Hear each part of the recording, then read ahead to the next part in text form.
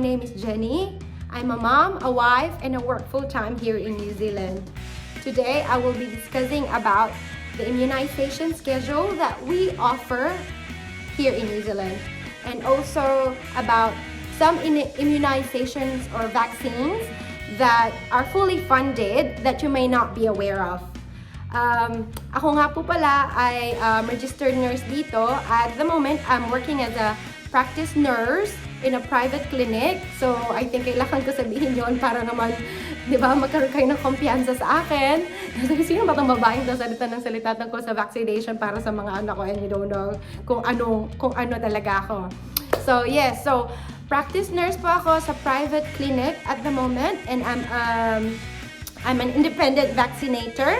So, dito po sa New Zealand, compared to Philippines po, mga doctor usually, mga pediatrician, sila yung nagbibigay ng injection sa mga anak natin, diba?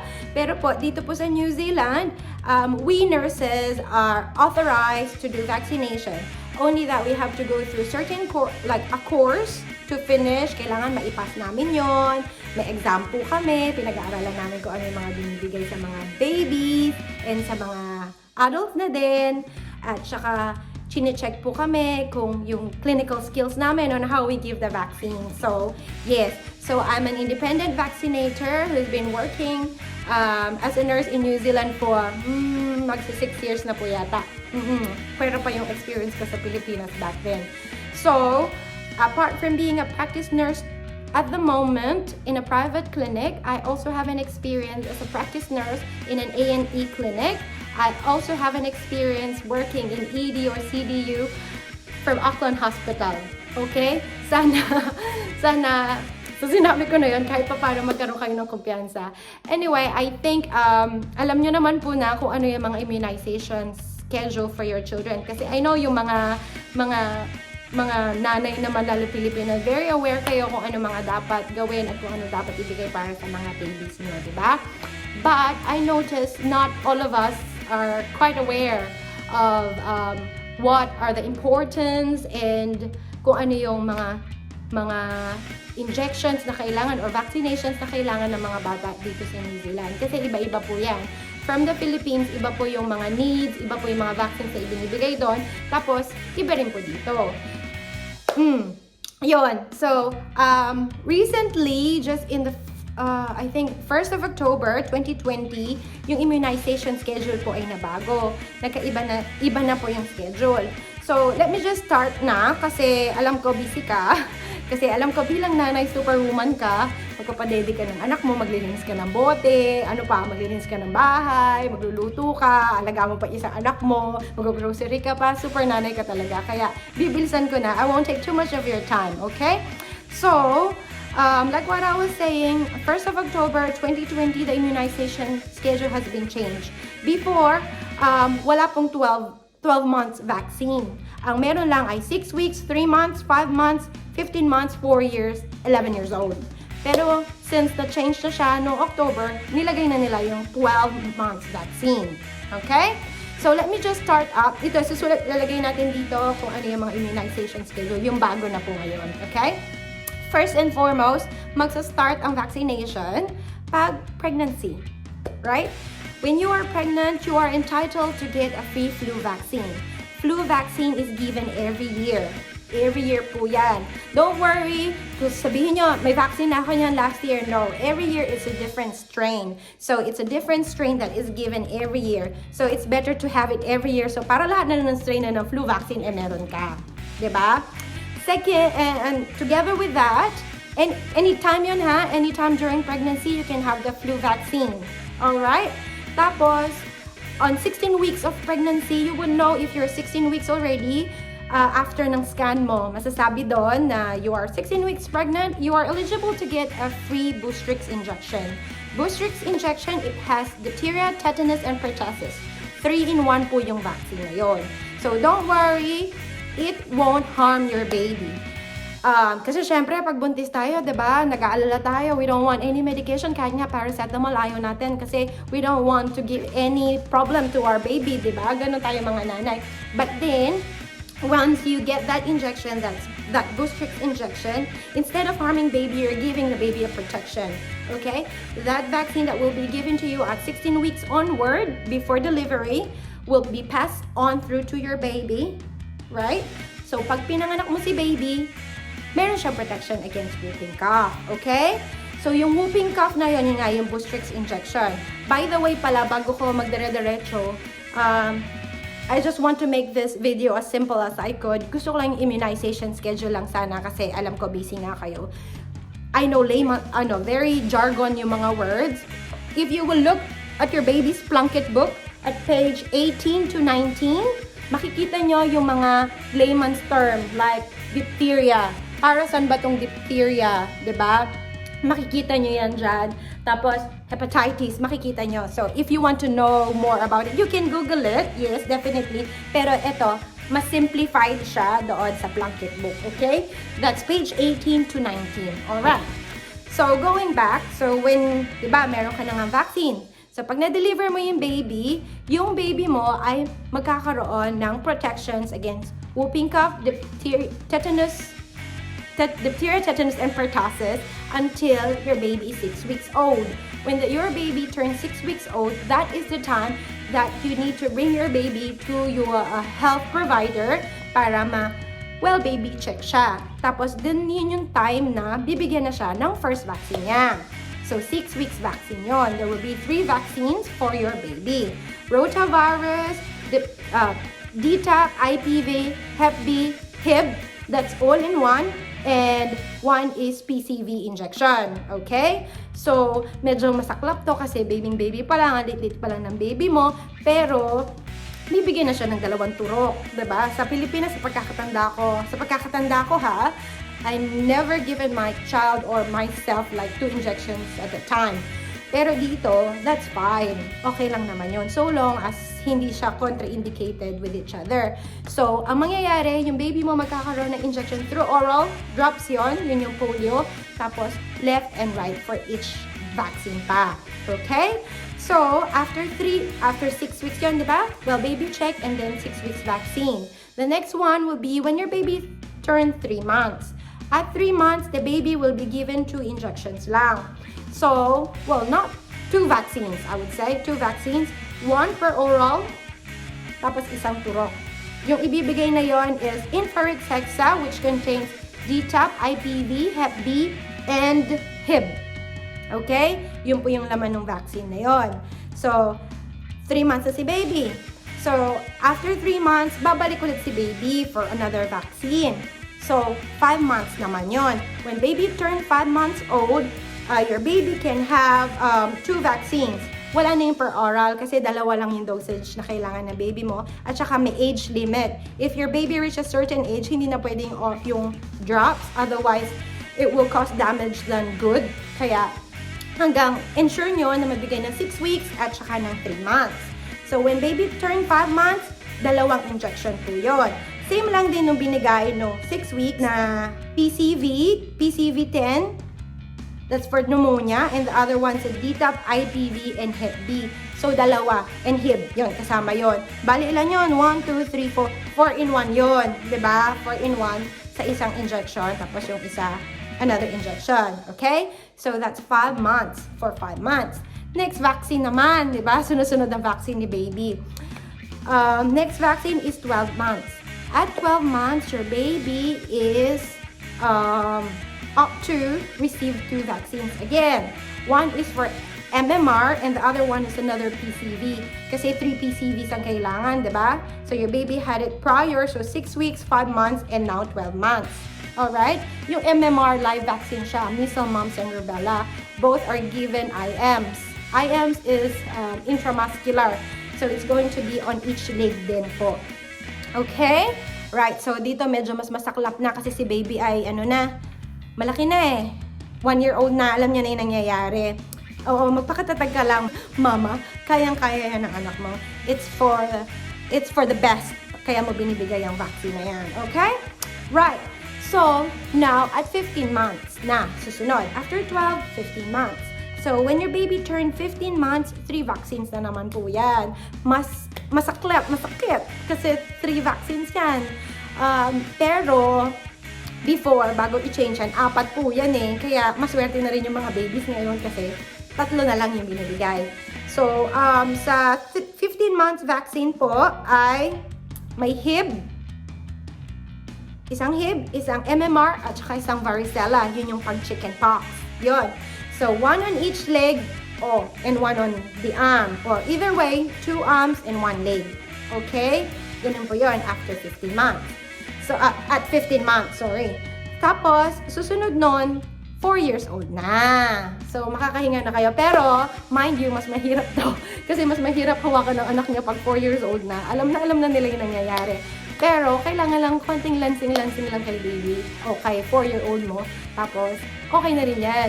Bibigyan na rin niya papayag na rin niya mabigyan siya ng vaccine. So, yung vaccine niya ay dito. Alright? 1 on the arm. And that is called the DTaP IPV injection. Alright? Yun. So, one injection lang pag 4 years old. After nan, matagal-tagal na ulit ang vaccine. Either you can wait kasi yung sumunod na vaccination schedule is for 11 to 12 years old. That is a Boostrix injection and the HPV vaccine. Okay? Dalawa yung injection na ibibigay.